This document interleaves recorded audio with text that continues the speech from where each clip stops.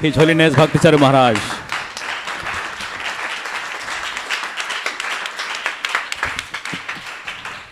And also we have many Prabhupada disciples. Balabhadra Prabhu, please raise your hand.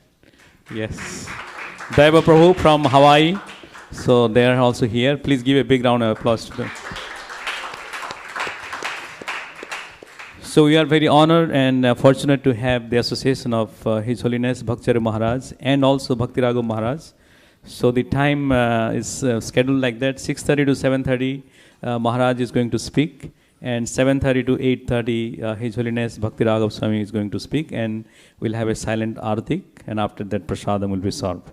So just wanted to know, most of you know Maharaj very well, so I don't need to introduce, but those who do not know, and we have many online viewers, at least 5,000 plus always have a hit rate in our website. So in order to educate them also, I just like to say a few introductions about His Holiness Bhakti Charu Maharaj.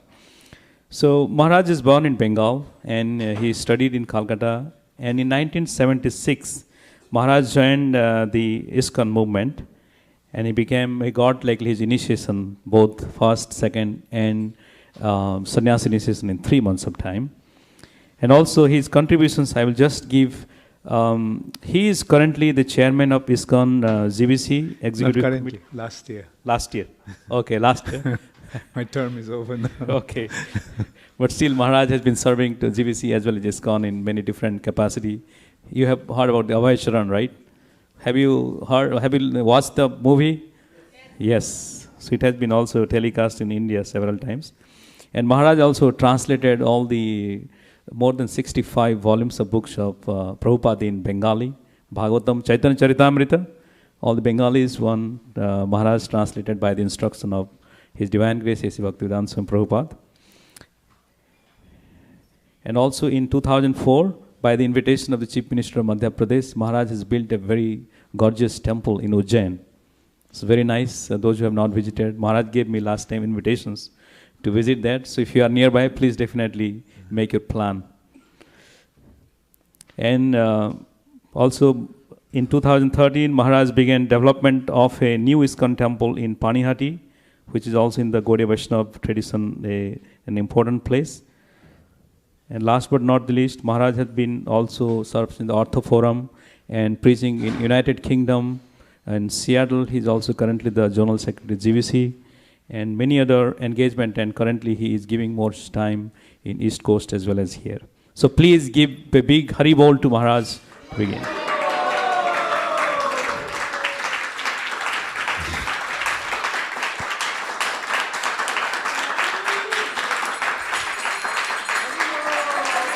Hari Bol.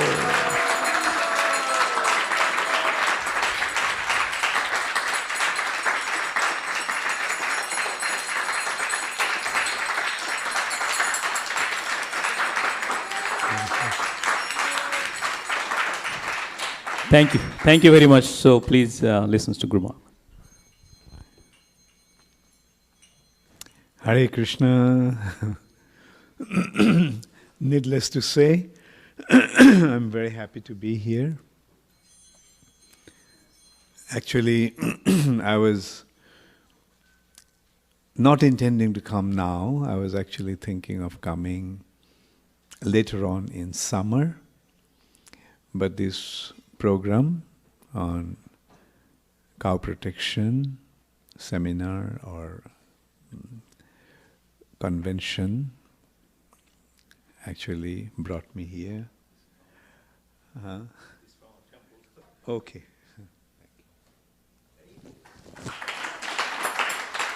Thank you so much. Give this one to, okay. Balimardan Prabhu.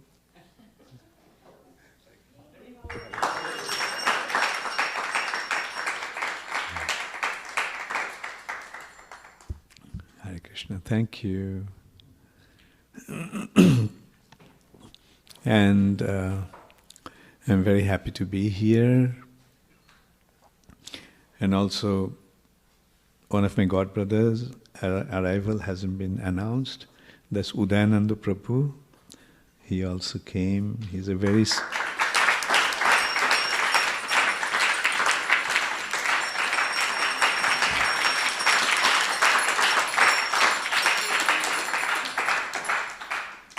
senior disciple of Srila Prabhupada.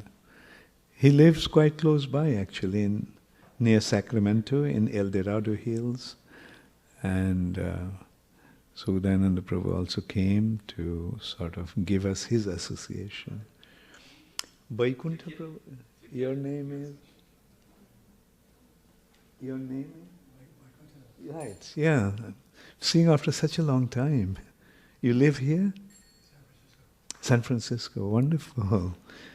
And another godbrother is here, a very dear Vaikuntha Prabhu. I'm seeing after such a long time. So nice to see you. Thank you. Hare Krishna. And needless to say, I'm very happy to meet all of you here today. It was a very beautiful experience last night in Harinam. I was actually seeing that it's such a beautiful location, such an important location, and we have the opportunity to just take over the whole place, have a sitting down kirtan, and all those tables and chairs are there to distribute for the devotees and others to take prasad. Wonderful. So, I was asking Balimardhan Prabhu on what should I speak on. So he said, since this is a Purushottam month, we should speak on Purushottam month. At least something. And I was thinking, my God, I didn't prepare myself. He got me on the spot. Anyway, so Purushottam. What is the meaning of Purushottam? Purusha means the personality. And Uttam means the best. Who is the best of the personalities?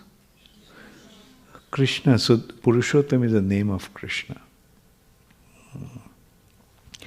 Now you see, in Vedic culture, everything is a personality.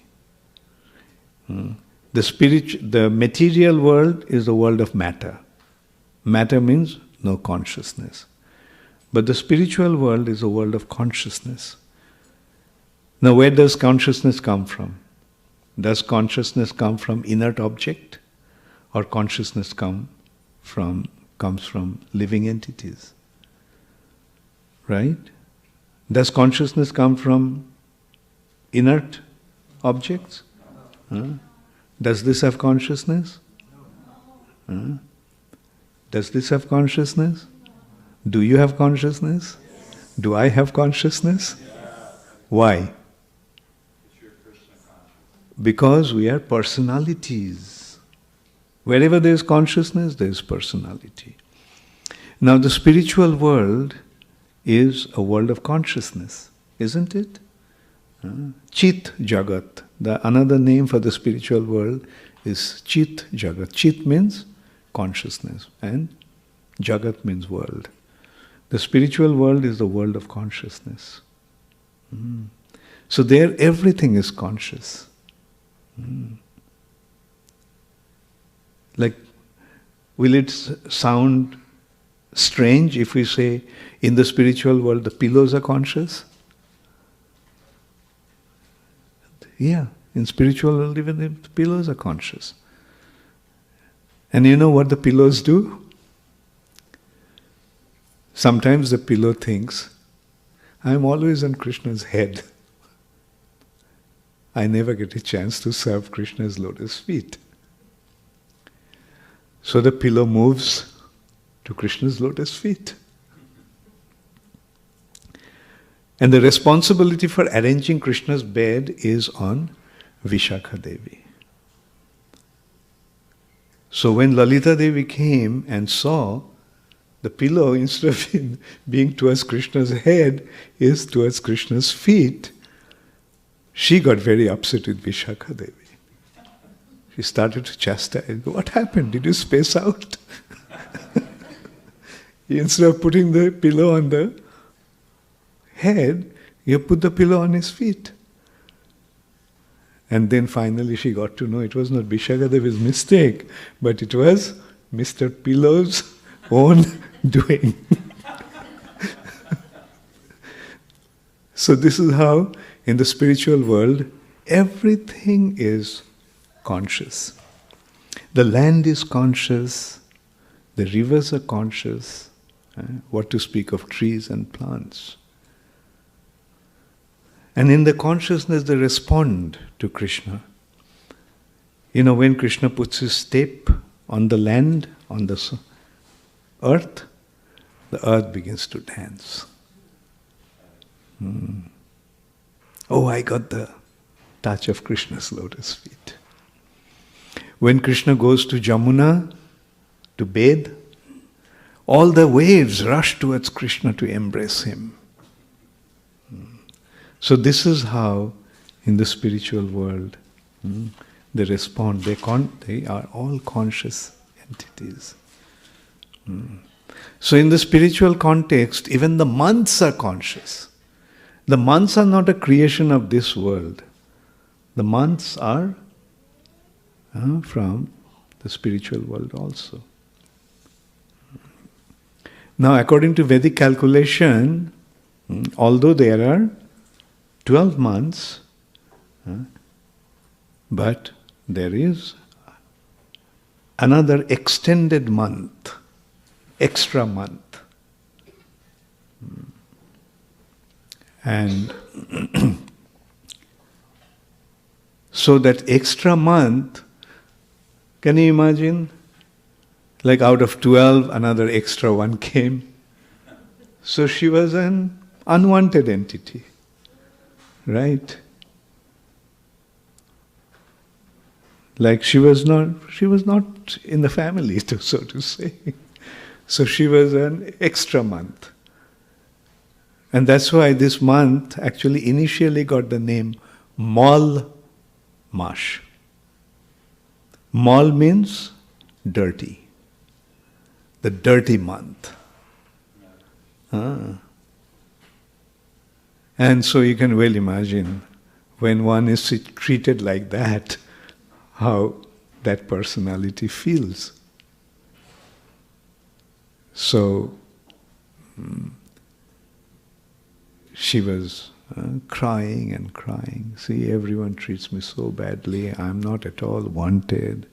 I am treated as a dirt, like stool. Another name of mal means stool. Just stool is a waste product. This was a wasted month of all months. And so she was crying, and when he was crying, he was calling out to Krishna, crying, why did you make me? You created me, but you see, my existence is totally undesirable, totally unwanted. So now who is Krishna? Krishna is all merciful.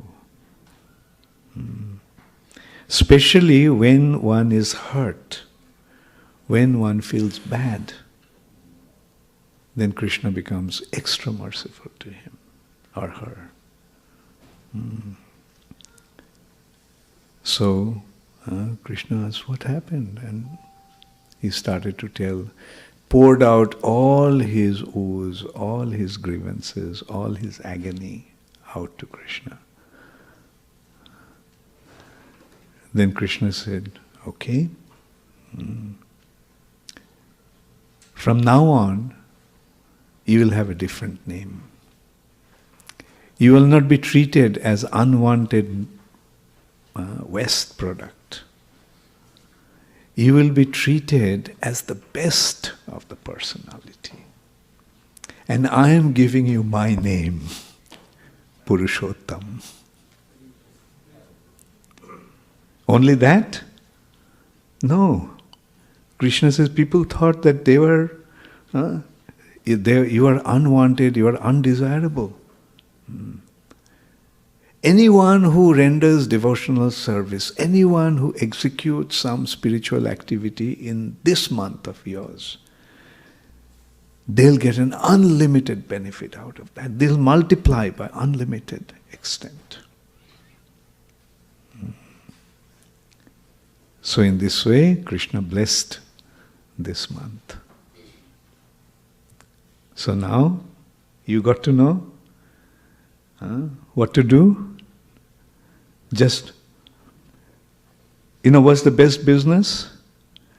Least involvement and highest profit. Isn't it?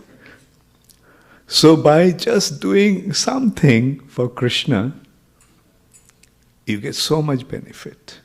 So what to speak of if you do so much for Krishna in this month. So this is how Krishna will bless you. So that is why this month is known as Purushottam month, and especially to the Vaishnavas, this month bears such a wonderful significance. And please take full advantage of this benefit.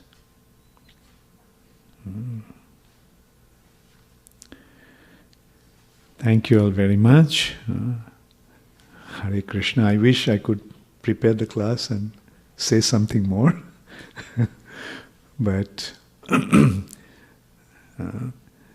so anyway, the bottom line of all our presentation, the basic purpose and main objective of all our presentation is to remind everybody about the importance of Krishna consciousness. I remember last time I was here, I also mentioned how devotion to Krishna is the highest spiritual activity. Do you remember? So, anyway, I can probably start from there. I was actually reflecting on, like my last visit here, and then I was thinking about this class.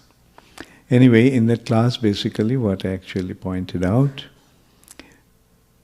the Vedic wisdom, what is the essence of the Vedic wisdom? We know from Bhagavad Gita, Krishna said, Vedaishcha sarvair ahameva vedya. In the whole entire Vedas, what is to be understood? What is the purpose of the Vedas? To understand Krishna. Vedaishcha sarvair. In all the Vedas, aham eva vedya. I am to be understood. So the purpose of the Vedas is to reveal the identity of Krishna. And not just reveal the identity of Krishna, but also to enable us to become situated in that relationship. So that is what also Vedas are pointing out. Vedanta Krit Vedavid eva chaham. Krishna is the creator, Vedanta Krit. He is the creator of the Vedas. Vedantas. And Vedavid, he is also the knower of the Vedas. So, Vedas are dealing with perfect spiritual knowledge to a complete extent. Vedas are all encompassing. Vedas are presenting every single branch of knowledge and wisdom. And this wisdom has been categorized in 3 sections. The first aspect is Karmakanda section of the Vedas. Then the next phase is Jnanakanda section of the Vedas. And then finally, it is Vedanta, the end of the Vedas. And what is the end of the Vedas? The end of the Vedas is very difficult to understand. Therefore, Vasudev, who is the compiler of the Vedanta, he actually elaborated the Vedanta. And that is, what is the natural commentary of Vedanta? How many of you know? Srimad Bhagavatam. Srimad Bhagavatam is the natural commentary of the Vedanta Sutra. In Srimad Bhagavatam, towards the beginning of Srimad Bhagavatam, that has been very beautifully explained in the first canto, 4th chapter. How Vasudev, after simplifying the Vedas, dividing first in 4 sections, Rig, Sham, Jaju, Atharva, and then giving the supplementary of the Vedas, like Upanishads, Puran, Mahabharata, and then finally he gave Vedanta, the cream of the Vedas. But still he was discontent. He was feeling that the job hasn't been properly accomplished. So when he was feeling this dissatisfaction, discontentment, sitting on the bank of Saraswati river, at that time Narad Muni came. And what did Narad Muni tell him? Vas, you have done so much, but the thing is, you have not glorified the Supreme Personality of Godhead in a perfect way.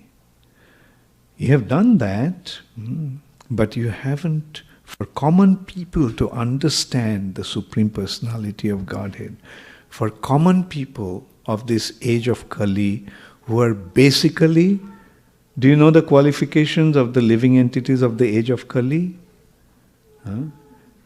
Prayanalpaisha Sabhya Kalavashmin Juge Jana. How they are in the age of Kali, Juge Jana, the people in the age of Kali? Manda, lazy. Sumanda Matayo, their mentality is extremely crooked. Sumanda Matayo. Manda Bhagya. Bhagya means fortune, and Manda means extremely bad. So their fortune is extremely bad. They're most unfortunate. And Upadruta. Upadruta means? Right, very good. Always disturbed, always attacked by natural calamities. Nature and the demigods are attacking them, are creating disturbance for them. So now consider the living entities of the age of Kali. So how hopeless their situation. Therefore Krishna decided to create some hope for these. Hope for us who are endowed with so many wonderful qualities. So that's why Vasudev actually was instructed by Narad Muni to give direct glorification of the Supreme Personality of Godhead and establishing the process of developing a relationship with Him and how to become engaged in that loving relationship. And that is Srimad Bhagavatam. So we can see the ultimately what came out of the Vedic wisdom. The ultimate development of the Vedas is Srimad Bhagavatam. And what is the meaning of the word Bhagavatam?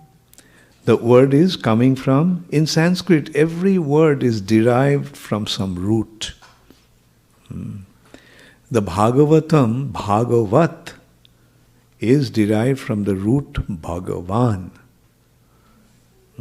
Bhagavan. Who is Bhagavan? Krishna. And Bhagavatam means about the Supreme Personality of Godhead or Bhagavan. About the Supreme Personality of Godhead. The glorification of the Supreme Personality of Godhead. Revealing His identity, revealing His activities. Everything about the Supreme Personality of Godhead has been revealed in Srimad Bhagavatam. Now that way, Bhagavatam also has 10 aspects. Bhagavatam is not directly glorifying the Supreme Personality of Godhead, but preparing us gradually to come to that point.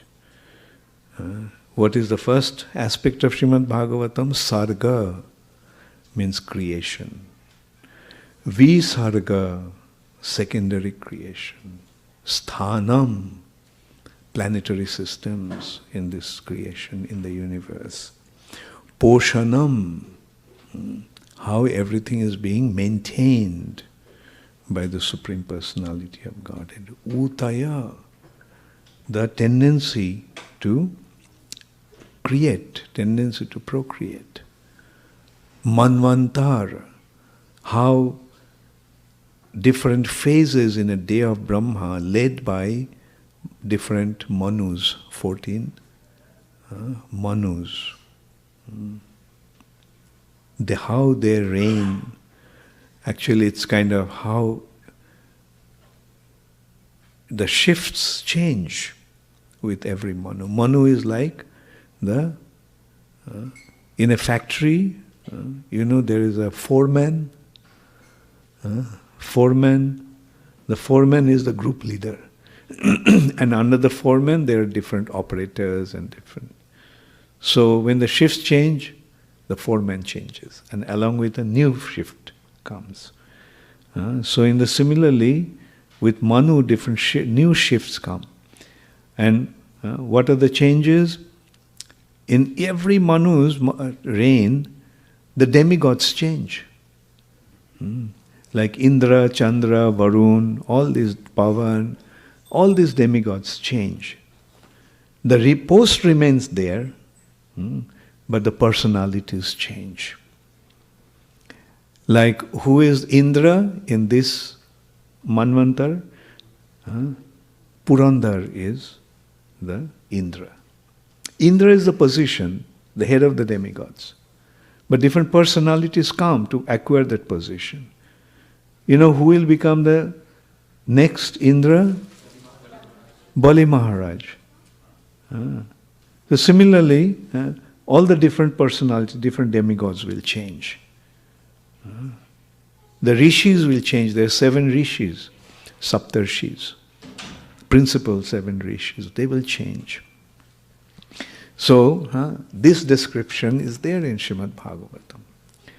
Manvantar, Ishanu Katha, the description of the Lord's incarnations. How the Lord appears in different incarnations and performs various wonderful activities for the benefit of this universe. Ishanukatha. Manvantar, Ishanukatha. Then Mukti, liberation. Nirodha, cessation of material existence. And Ashraya, the ultimate conclusion, or Samambonam. So these are the 10 aspects of Srimad Bhagavatam or Mahapuran. Bhagavatam only has all these 10 aspects fulfilled. So this is how we can see that understanding of Krishna is in totality. Starting from creation, dealing with different aspects of this involvement in this material nature. So anyway, Bhagavatam is the ultimate conclusion. But as I was saying, the first aspect is Karma Kanda. Karma Kanda section of the Vedas are giving the direction how one should act. when you are at a certain place, isn't it important to know how to act? So they're giving the directions. Must act in this way. So, and when you follow the rules, then everything is wonderful. But when you break the law, then you suffer. So the point is, this Karmakanda section of the Vedas are giving directions how to act. And why do we want to act? How do we want to act? Because we want to enjoy. We want to be happy. Now, what causes us happiness? When does one become happy? Did you ever consider? When one becomes happy? Yes, but happiness is fulfillment of desire. Right? When your desire is fulfilled, you are happy. When your desire is not fulfilled, how do you feel? You feel miserable, you feel unhappy. So Vedas are giving you directions how to fulfill your desires. Tell me what's your desire. Therefore Vedas have been compared to a kalpa vriksha. Do you remember? Nigama kalpa tarur galitang. Nigam means the Vedas. Galitang phalam. Vedas have been compared to a desire tree. The desire tree can, just as a desire tree can fulfill all desires, Vedas can fulfill all of your desires. Like for example, do you remember in Chaitanya Mahaprabhu's pastimes, when Chaitanya Mahaprabhu was a young boy, when Chaitanya Mahaprabhu was young, he used to take bath in the Ganges.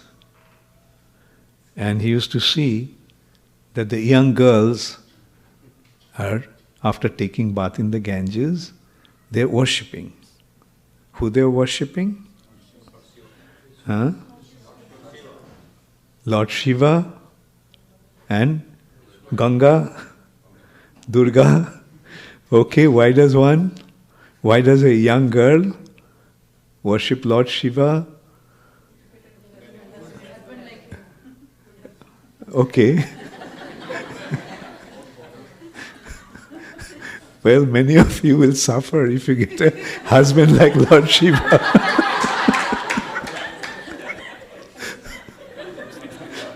Do you want to have a husband who doesn't have a home?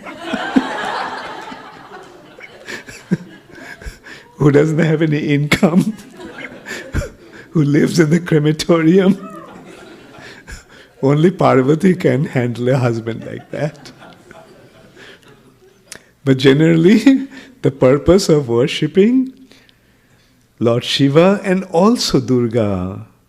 Do you remember gopis who were worshipping Durga Devi, Katyayani? Why? They wanted to have a husband like, they wanted to have Krishna as their husband. So generally in India, in the Vedic time, the girls used to worship Lord Shiva and Durga to get a good husband. How did they find out? Karmakanda section of the Vedas. You want to have a good husband? Worship Durga, worship Shiva. You want to get a lot of money?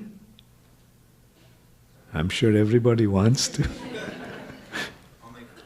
What should he do? Udayananda Prabhu will tell.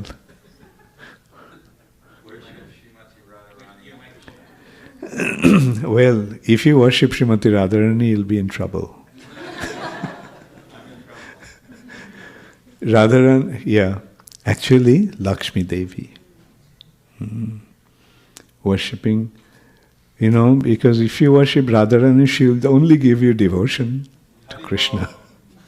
She won't give you any money. Rather, she will inspire Krishna to steal all your money. Do you remember that verse that Prabhupada often used to mention? Jasyaham anugrinhami harishe tad dhanam shanai. Upon whom I bestow my special mercy, very quickly I take away all his opulences. Why? Because Krishna eventually wants that you become totally surrendered unto him. If you have a lot of money, then you don't surrender upon anyone. You think that you can control the whole universe with your money. With your money you can get everything and you can do everything. Anyway, but one thing is also there, that unless and until you are qualified, Krishna won't do that. Like if you are going to cry that your money has been taken away, then Krishna will say, okay. It's not the time for you. It's not my time to approach you and take things away from you. So what do you want? Until you have attachment or attraction for dhanam, janam, sundarim, Krishna will say, take it, take it, take it. But when you get totally fried with dhanam, janam and sundarim, then Krishna says, okay, now you are ready. So it is a natural development. Sometimes people have a misconception that, oh, if you become a devotee, then Krishna will take everything away from you. No. Like, on the other hand, we see that when one becomes a devotee, he becomes very opulent. Most of them. Very opulent. Especially in India, we see that people join ISKCON, devotees join ISKCON, and they get so much prosperity. Their life becomes so full of prosperity. And then when they get an opportunity to come to America, wow, that is the... So, anyway, so it's not that Krishna will take everything away from you. But when you become qualified, then Krishna will take everything away from you. Like, and then you voluntarily give everything up. Like, don't you, as a devotee, don't you want to become a sannyasi? I don't know now, but nowadays. But when Prabhupada was here, Udayananda Prabhu, what was the Vaikuntha Prabhu? What was the ambition of the devotees? Become a sannyasi. Once somebody cursed me. I curse you that you'll get married.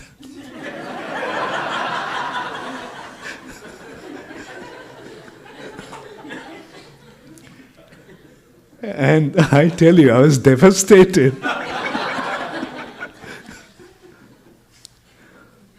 So I went to Srila Prabhupada and told him, Prabhupada, he cursed me that I'll get married. Prabhupada very coolly said, you're already married. You're married to Krishna.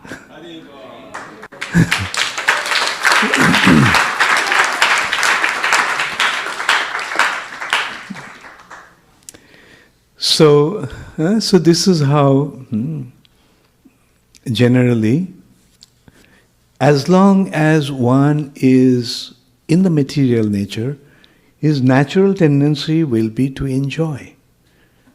Everyone wants to enjoy, doesn't it? Doesn't one? So the Karmakanda section is saying, okay, you want to enjoy? These are the prescriptions, how to enjoy. And then you enjoy and enjoy and enjoy unlimitedly. First you thought a poor man wants to be a rich man. And does it stop there? No, a rich man wants to be a king. And then, does the king feel satisfied? A king wants to become a monarch. And then, the king says, oh, this earth planet is not enough. I want to become Indra, the king of the heavenly planet. Is it an impossible desire? No. Veda said, fine, become Indra. Perform these activities and he'll become Indra. So in this way, Vedas are providing unlimited opportunities to enjoy. But then, ultimately, what an intelligent person realizes, that I'm trying to enjoy so much, but I'm still not satisfied. So then what will he want to do? He'll try to find out that I want enjoyment, I do not want suffering, but why does suffering come? Why does suffering come? So he questions, why does suffering come? So that takes him to the level of Jnana-khanda. And when he approaches properly in that direction, what he finds out? What does he find out? He finds out that this place is a place of suffering. And not only that, this body is a wonderful instrument for receiving pain. Are you surprised to hear that? This body, my body, is an instrument for receiving pain. What's Maharaj speaking about? He must be in Maya.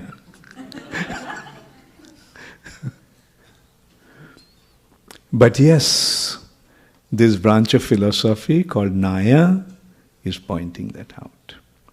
Take any part of your body. Any part of your body. Did you select any part? Okay, I'll select for you. Your earlobe? You don't even see that, you don't even know that it exists. Only when you touch it you realize. Otherwise it doesn't have any significance. Now consider in how many ways you can give pain to this earlobe. Should I start off? Take a needle, pinch it. What will you get? Okay. Take a knife, cut it. Take fire, burn it. In so many ways you can give pain to this earlobe. Now you consider in how many ways you can give pleasure to this earlobe. Did you find any? Udayananda Prabhu is sincerely trying to find out. And mind you, this principle actually applies to every single part of our body. Every single part of our body. Take your finger, take your leg, take your mouth, take your tongue, take your head. Won't it apply? Thousands of ways to inflict pain, but there is no way to receive. I mean, there is some ways you can receive some pleasure, but it's practically irrelevant. So now what does this apply? Does it prove that this body is a wonderful instrument to receive pain? So you are in a place of suffering with a body to receive pain. What can you expect? When you realize that, then what do you want to do? You want to get out of here. So that desire or endeavor to get out of this world is called mukti. The Karmakanda section gives or leads to bhukti, enjoyment, bhoga. The bhukti comes from the word bhoga, to enjoy. Bhukti. Jnana-khanda leads to mukti, liberation. And there are different ways of doing that. Jnana-khanda is giving that. So how to become liberated? And it's gradually taking from one level to another, and ultimately is bringing you to the point of liberation. Yes, you are liberated. But then the question is, after liberation what? You become liberated. For example, a prisoner has become freed from the prison. Is that the ultimate achievement? To become free from the prison? Or when he comes out of the prison, he'll have to think of some way to maintain himself. Right? Like so many people, those who are not in the prison, did all the problems of the life get solved? No, they have to get a job, they have to earn their living, and so on and so forth. So a prisoner may think that the liberation or getting out of the prison is the ultimate goal, but when he comes out of the prison, then he has to become engaged. Now here is also another consideration. There are two ways you can get out of the prison. One is that nowadays in the movies you can always see that, often see that, how one escapes from the prison, right? Digging a tunnel, comes out of the prison, or sometimes the helicopter goes and then the rope comes down and they climb the rope and escape the prison. Now they may get out of the prison this way, but what will happen? What will natural consequence? The police will be after them. Their life will become miserable actually. They have to always hide. Sometimes they have to hide in the jungle where there is no food to eat, no place to sleep.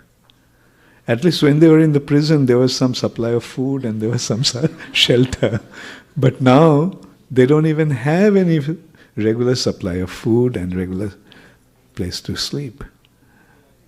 So that is not the right way to become. That's not the right way to get out of the prison. What is the right way to get out of the prison? Okay. What will an intelligent person do? He'll find out what's the cause of his imprisonment. Why I'm in the prison? What did I do? And he realizes, oh, I did this thing wrong, that thing wrong.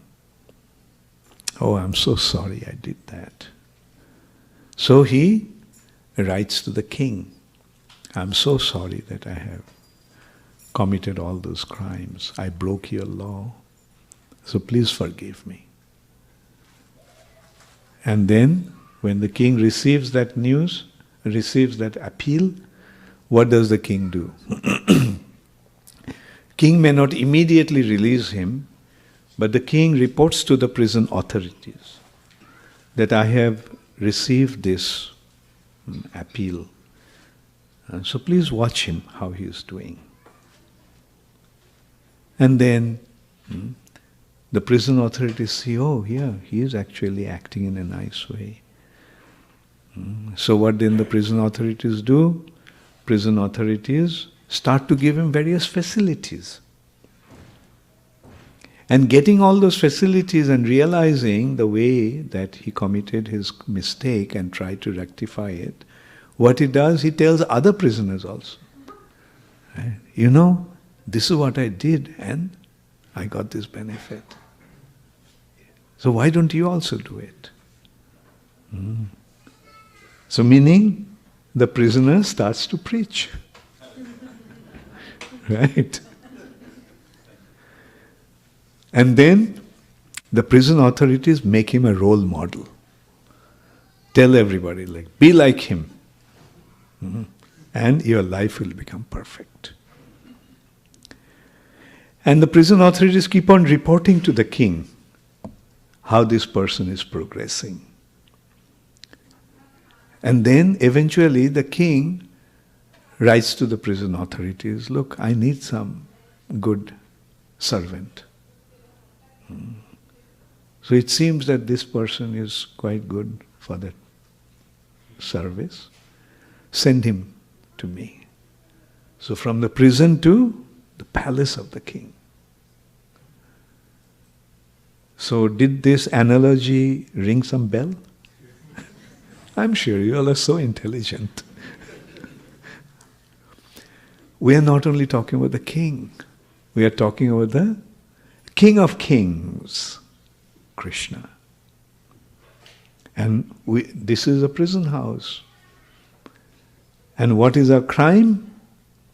We did not follow his order, follow his law. We acted independently.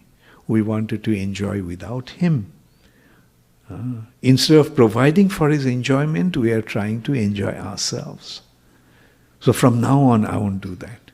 I'll just keep on serving him. And the demigods are actually watching, Krishna's agent, even Vishnu Dutas are watching. When you become good boys like that, good boys and good girls like that, then mind you, Vishnu Dutas keep on patrolling. And if you get into any difficulty, Vishnu Dutas immediately come there. Vishnu Dutas will tell the Jamadutas if at all they come. Didn't you learn your lesson from Ajamil? Ajamil just took the name of Narayan accidentally once, and you saw what we did to you all. And now these boys and girls, they are chanting Hare Krishna Mahamantra all the time. You get the hell out of here. So this is how the Vishnu Dutas will drive away all the unwanted elements and give you all protection. So this is how the devotees are protected by the Supreme Personality of Godhead.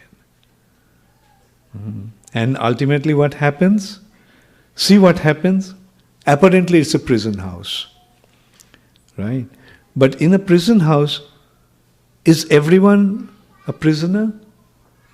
No, those who are serving the king are the prisoners, although they are in the prison house. Like just in a prison, there are prison wardens, prison guards, prison employees.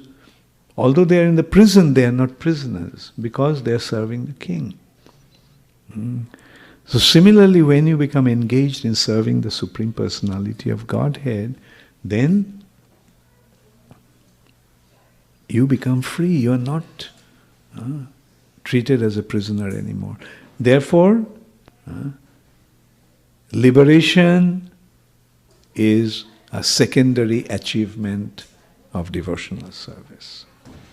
When one becomes engaged in devotional service, liberation becomes just a bonus, secondary achievement. And when you become engaged in service of the Lord, you become more and more qualified to be elevated to the kingdom of the Supreme Personality of Godhead. And then finally, the Lord actually takes you back to the spiritual world. He takes you into the spiritual world and allows you to stay with Him. So now you see the gradual succession of the development of the Vedic scriptures or Vedic wisdom. First thing, Vedas are providing you the facilities to enjoy here. How to enjoy. Then, how to get out of this material nature, the place of suffering. And then finally, how to become engaged in loving devotional service to the Supreme Personality of Godhead. Now the final point that I want to make here is that in other ages, one had to go through different phases. Just like, can you go direct, can you get admitted directly to the university? You have to go through different levels of schools, then college, and then finally go to university. You have to gradually be elevated. So that was the general condition. Like gradually you elevate. enjoyment, liberation, devotional service. But Chaitanya Mahaprabhu, the most merciful appearance of the Supreme Personality of Godhead, seeing our condition. As we discussed beforehand, is our condition very exalted, very qualified? Our position is totally hopeless. Right? So seeing our hopeless condition, anarpita charing chirat korunaya avatirna kalo. Very mercifully the Lord has appeared in the age of Kali. And in order to give samarpaitum unnata jalarasang sabhakti shriyam, very mercifully He appeared in the age of Kali to bestow, to offer that He has never given before. And what is that? Unnato ujjala rasam. Unnata means exalted. Do you know how many rasas are there? How many mellows are there? I'm sure you know. 5 principal mellows. And out of those 5 principal mellows, which one is most exalted? Madhura ras. So, Unnata ras is Madhura ras. And Ujjvala, Ujjal means brilliant. The most exalted and most brilliant. What is the most brilliant Madhurya relationship? Is in Parokya Ras, Parokya Melo. Madhur Ras are of 2 types, Swakya and Parokya. Swakya Melo is like the relationship between husband and wife. And Parokya is the relationship between a lover and beloved without the consideration of marriage. So that is the highest form of loving relationship. And that is in the spiritual world, that is found in Golok Vrindavan. Krishna's loving dealings with the gopis of Vrindavan. So in order to bestow that loving relationship, Krishna has come as Sri Chaitanya Mahaprabhu. Swabhakti, his devotion in that mellow. Jayo jayo jalo rasho, sharbo rasho shar, parokya bhabe jaha, brojete prachar.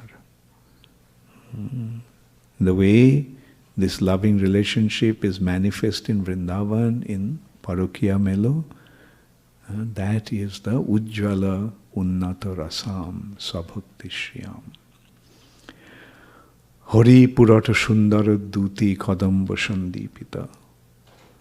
Krishna, the Supreme Personality of Godhead, assuming a molten golden complexion, has descended to bestow that mercy upon the living entities. Brahmhara durlabho prem shabakare jache. This loving relationship is rare even for Brahma, even for Shiva. That loving relationship Krishna is giving without even considering our qualification, whether we are qualified or not. So now you can see the Vedas are taking you gradually to the highest point. And Chaitanya Mahaprabhu is giving us directly that is the highest achievement of the Vedas. So consider the good fortune that we have. Krishna, recognizing the need, came as Sri Chaitanya Mahaprabhu. He made it available in this planet. But he did it. He distributed only in some parts of India. When he was here, he inundated the whole of India with this Krishna Prem. But then he made this Krishna Prem disappear from India.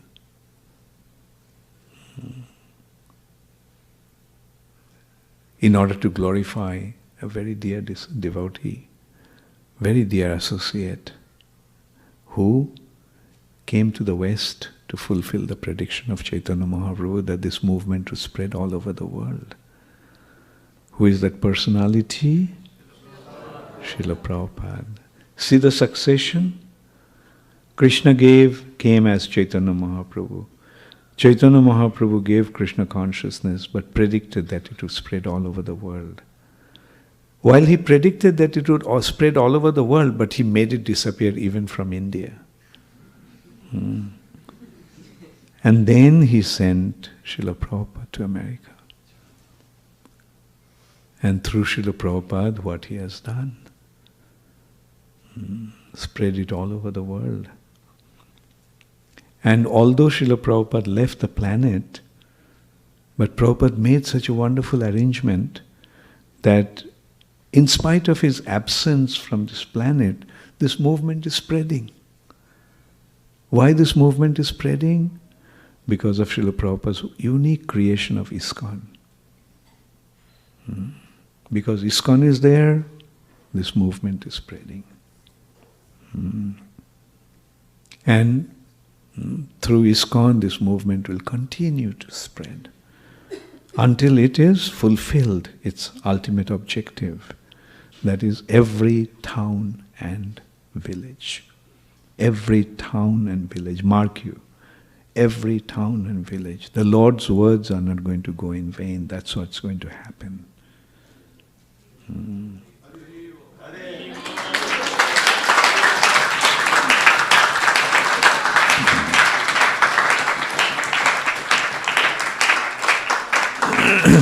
So, yes.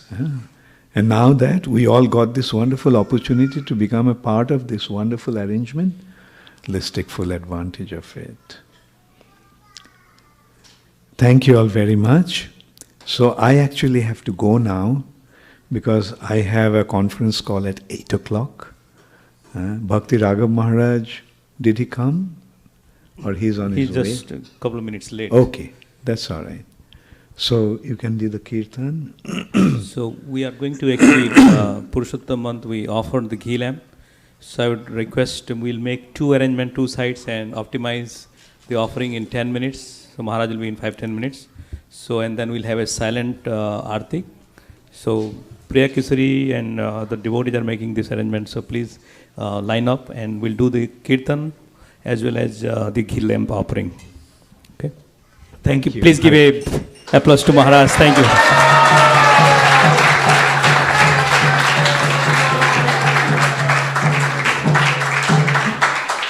Bhakti Charu Swami Maharaj ke Srila Prabhupada ke Jai. So we'll make one ladies and one gents line on the side. This side ladies and that side gents. Prabhuji's and Mataji's and Prabhuji's on the other side, and we'll have two sets of things. Prabhuji will chant the Hare Krishna Mahamantra, so please.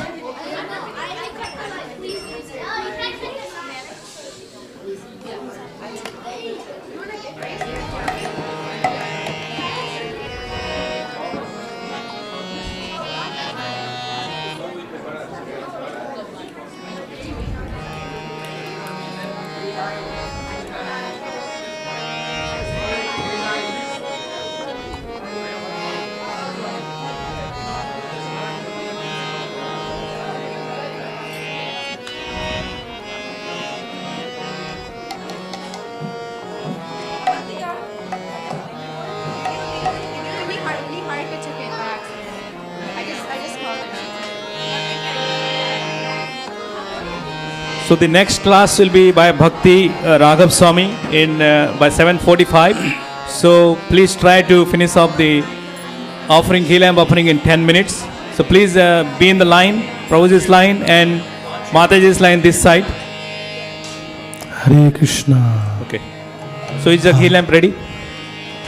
Hare Krishna, Hare Krishna, Krishna Krishna, Hare Hare, Hare Rama, Hare Rama, Rama Rama, Hare Hare.